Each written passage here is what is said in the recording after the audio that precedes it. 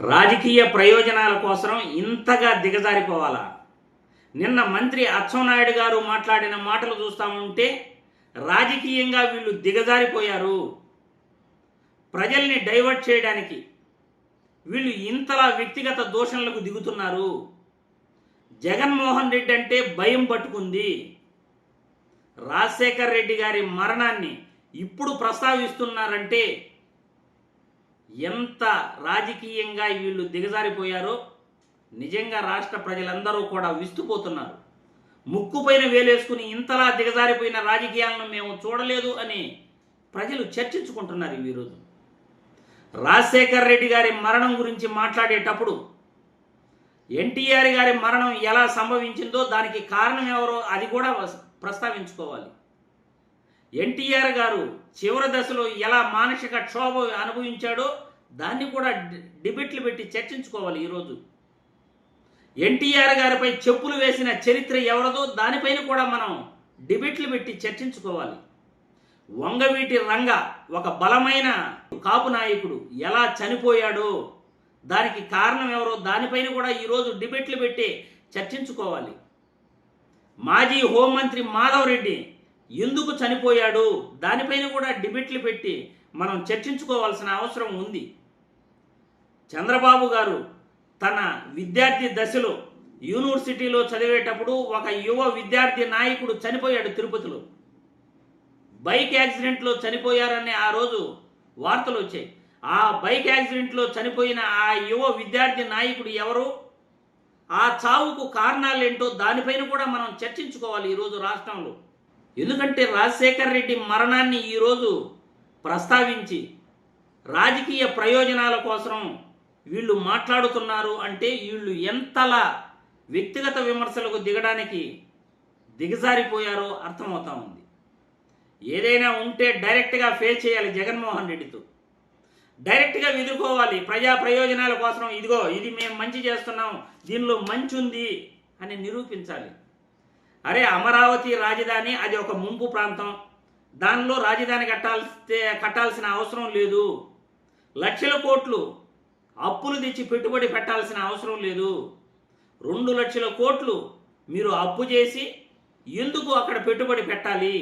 మచిలీపట్నం, విజయవాడ, గుంటూరు ఈ 3 ప్రాంతాలను మావిగన్ అనే పేరుతో రాజధానిగా ఎంచుకుంటే అమరావతిలో పెట్టే 2 లక్షల కోట్ల పెట్టుబడిలో కేవలం 10% పెట్టినా గొప్పగా ఒక మంచి తీర ప్రాంతం ఉన్న ఒక మంచి రాజధాని రాష్ట్రానికి చెన్నై, బెంగళూరు, ముంబై, హైదరాబాద్కు మించిన గొప్ప రాజధాని, గొప్ప నగరం మనకి ఏర్పడుతుంది అని జగన్మోహన్ రెడ్డి ప్రతిపాదన తెస్తే దానిపై రాష్ట్రం మొత్తం కూడా మావిగన్ అని ఎక్కడ పడితే అక్కడ చర్చించుకుంటా ఉంటే, మావిగన్ పేరుతో ట్రావెల్స్ కూడా నడుస్తూ ఉంటే, కొత్తగా మావిగన్ పేరుతో బోర్డులు వెలుస్తున్నాయి.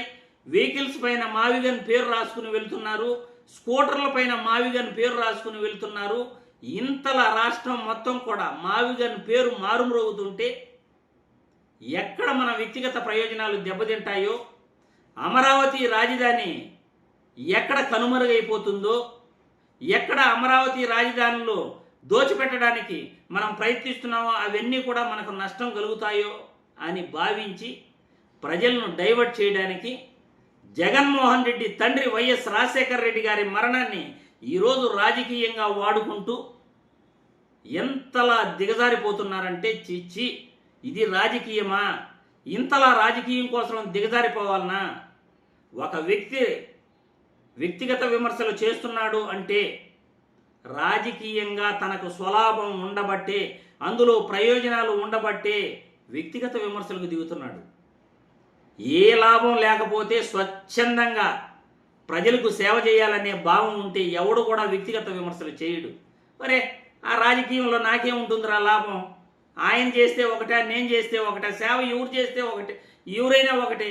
కాకపోతే ప్రజలకు మనం ఏం మంచి చేసామో మనం చెప్పుకుందాం, వాళ్ళు ఏం మంచి చేశారో చెప్పుకుందాం అని ఈ ధోరణిలో కనుక వెళ్తే వ్యక్తిగత విమర్శలకు తావుండదు. ఎప్పుడైతే మనకు వ్యక్తిగత లాభం ఉంటుందో, వ్యక్తిగత ప్రయోజనాలు ఉంటాయో, వ్యక్తిగతంగా మనకు ప్రయోజనాలు ఉంటే అప్పుడే అవతల వ్యక్తిని తొక్కియాలి, ఈ కుర్చీ నాకు కావాలి, నేనే ఇక్కడ ఉండాలి, నేనే ఇక్కడ పాతుకు పోవాలి అని మనసులో స్వార్థం ఏర్పడుతుంది. ఆ స్వార్థం ఈరోజు టీడీపీ పార్టీలో, చంద్రబాబు నాయుడులో మరియు వాళ్ళ అనుకూల మీడియాలో స్పష్టంగా కనపడతా ఉంది. ప్రజలు మరి మీ అభిప్రాయాలు, చంద్రబాబు నాయుడు గారు ఇంతలా అచ్చెన్నాయుడుతో, మంత్రి అచ్చెన్నాయుడుతో రాజశేఖర రెడ్డి గారి మరణాన్ని ఇప్పుడు ప్రస్తావించడాన్ని మీరు ఏమంటారు? మీరే కామెంట్ల రూపంలో మీ అభిప్రాయాలు తెలియజేయాలని కోరుతున్నాను.